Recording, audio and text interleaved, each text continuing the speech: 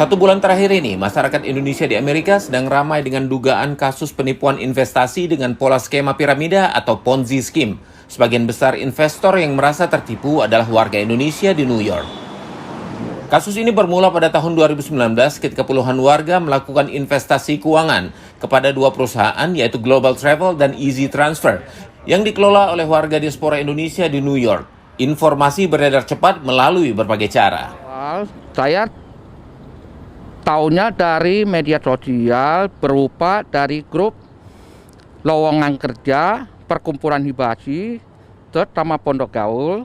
She told my wife about it because Emanuele informed her that if you tell your friends about it, we will give you a referral bonus. Saya dikasih lihat ceknya. Investasi ini menjanjikan bunga bulanan sebesar 12 hingga 73%. Hampir seluruh investasi dilakukan dalam bentuk uang tunai dan tidak melalui institusi perbankan atau melalui perjanjian resmi dari notaris. Pada surat perjanjian pun tidak terinci secara jelas identitas perusahaan atau jenis investasinya. Pada dokumen yang Vio dapatkan hanya disebut nama program dan alamat perusahaan yang digunakan pun adalah sebuah gedung apartemen tanpa merujuk unit tertentu. Perjanjian investasi juga berbeda antara satu nasabah dengan lainnya. They didn't tell me which exact stocks they were investing in or which exact properties or location or anything like that. Total is $55,000.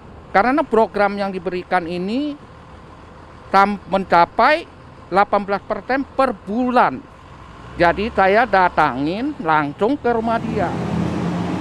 Dua orang kakak beradik diaspora Indonesia yang diduga pelaku menghilang dan tidak diketahui keberadaannya. Walau diduga masih tinggal di kawasan Amherst. VOA berusaha menghubungi lewat telepon dan juga meninggalkan pesan.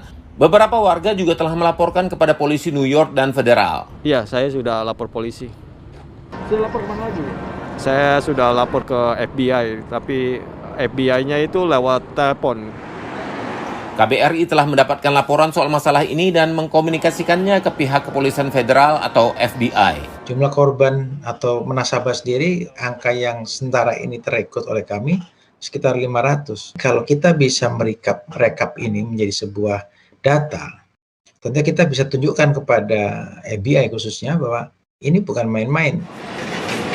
Penasihat hukum KBRI menyebutkan dalam kasus ini, dua perusahaan yang disebut dalam investasi diduga menyalahgunakan wewenang perusahaan dan melanggar Undang-Undang Penanaman Modal Amerika.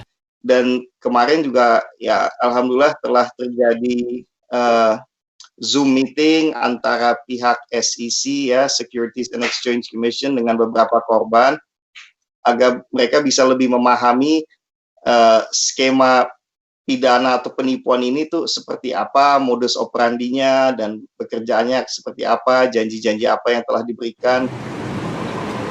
Menurut KBRI, uang korban nasabah yang tercatat hingga minggu ini mencapai 40 miliar rupiah. Beberapa pihak menyebut jumlah kerugian bisa mencapai hingga 600 miliar rupiah. Dari New York dan Washington DC, Alam Burhanan, Naratama, dan Eva Mazrieva, VOA.